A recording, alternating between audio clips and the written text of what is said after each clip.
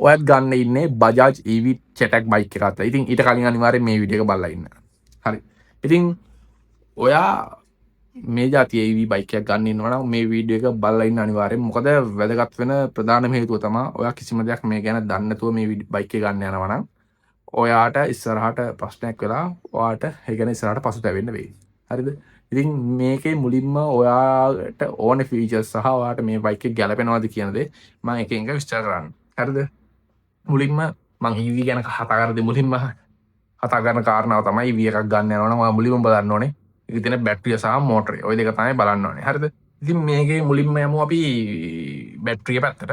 මේකේ තියෙන්නේ ලිතියම් අයන් 3.5 K බැටරියක්. හරිද? කිලෝවට් අවර්ස් බැටරි එකක් තියෙනවා. හරිද? මේක ටිකක් සැලකිය යුතු ලොකු බැටරියක් තියෙන්නේ. සාමාන්‍යයෙන් මේක රේන්ජ් එක කිලෝමීටර් 51ක් දුරක් යන්න පුළුවන් කියලා තමයි එන්නේ උනාට approximately 120ක් වගේ ආගන්න පුළුවන් වෙයි මේකනොත්. හරිද? ඔය වගේ බැටරියක් තමයි එන්නේ මේක.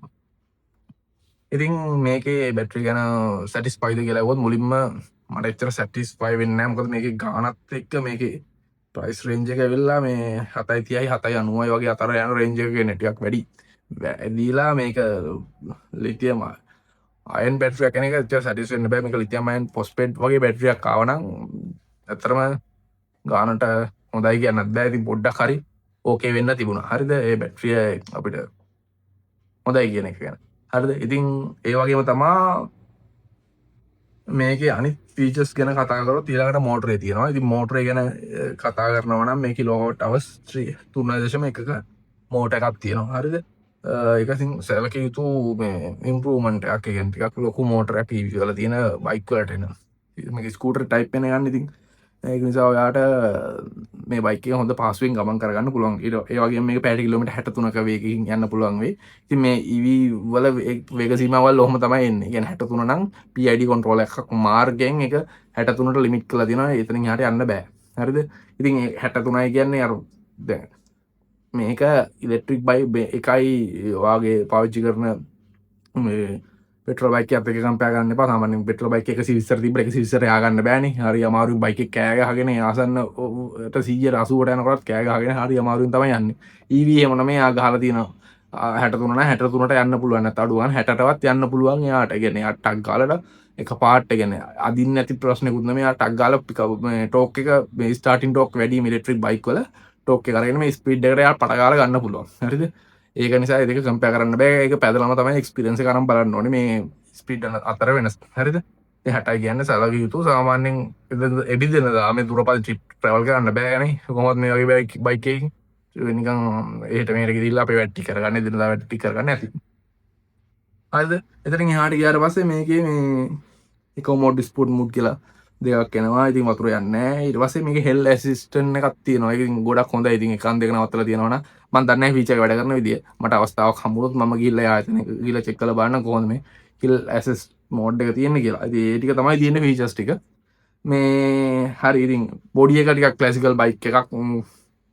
කමරකට කැමති වෙන්න පුළුවන් කැමති නැති වෙන්නත් පුළුවන්. ඒක එක්කෙනාගේ හැකියාව කියන්නේ හැකියාව නෙමෙයි ඒගොල්ලෝ දැනෙන විදිහ අනුව. ඉතින් ඒක හරි EV කියන ලුක් එකක් නෑ නිකන් ඕල්ඩ් මේ මනි ලුක් එකක් තියෙන. ඉතින් ඒක ඔයා ඒකට කැමති නම් ඔයාට ඒක මිලදී ගන්න පුළුවන්.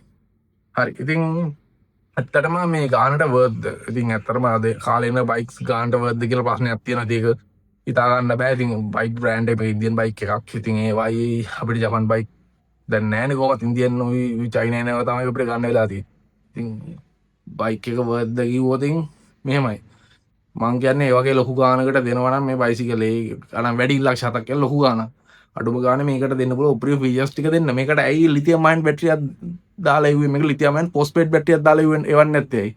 තව ඒගොල්ලන්ට තව පොඩි ගානක් නේව කරලා කමන්නේ දැන් 790යිනේ. ඔක 8කට දීලා මේ ලිතියම් අයන් නැතුව ලිතියම් අයන් ෆොස්ෆේට් බැටරියක් ගෙනාවා නම් මේකේ ආයු කාලය සාමාන්‍යයෙන් දෙගුණකට ආසන්නව වැඩි කරගන්න තිබුණා. මම මේ බැටරි ගැන ඕගොල්ලන්ට අදහසක් නැත්තම් ඕගොල්ලෝ බලන්න මන්ට කාඩ් එකක් දාලා තියන්න. ඒකට ගිහිල්ලා ඒක මම ওই බැටරි වල ආයු කාලවල එක මේවා මොනවද මේ ලිතියම් අයන් කියන්නේ ලිතියම් අයන් ෆොස්ෆේට් මොනවද ග්‍රැෆින් බැටරි මොනවද ලෙඩ් ඇසිඩ් මොනවද කියලා මම සවිස්තරාත්මක විස්තරයක් කරලා තියෙනවා. ඒකේ ගිහිල්ලා අනිවාර්යෙන් ඒක බලන්න.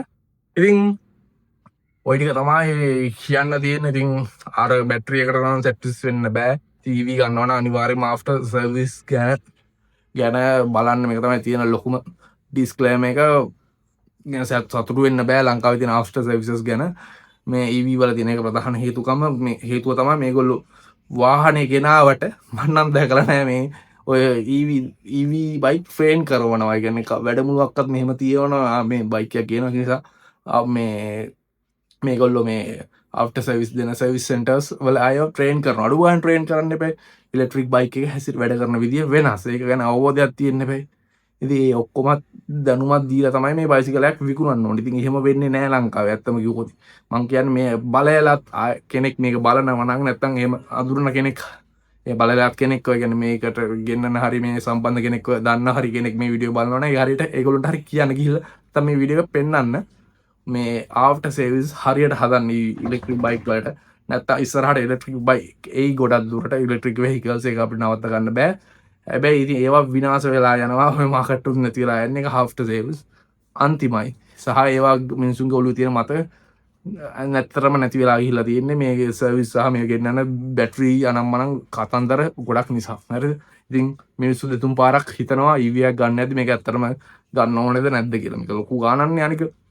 නේච්චර ගානක් වියදම් කරගෙන අරගෙන අවුරුදු 3-4කින් මේක විසික් කරලා දාන්න ඕනොත් වැඩක් නැහැ. ඒක නිසා ඒ පැත්ත හරියට හදාගන්න මේ එතකොට ගෙන්නද්දිත් හොඳට බෑග්ග්‍රවුන්ඩ් රිසර්ච් එකක් කරලා ඇයි මේ බැටරි ගෙන්නන්නේ දාලා තියෙන මොනවද මේ බැටරි තියෙන්නේ මේවා ගැන දන්න කෙනෙක්ගෙන් ඔයගොල්ලෝගේ ඉන්නවනේ R&D ටීම් එක R&D ටීම් එකත් එක්ක හරියට ફોකස් කරලා බලන්න ලාභෙ විතරක් නෙමෙයි මිනිසුන්ට දෙයක් දෙන්න මිනිසුන්ගේ පැත්තට. ඒතකොට මිනිසුත් ඔයගොල්ලොත් එක්ක ඉඳි මේ බයිසිකල් ගන්න අය.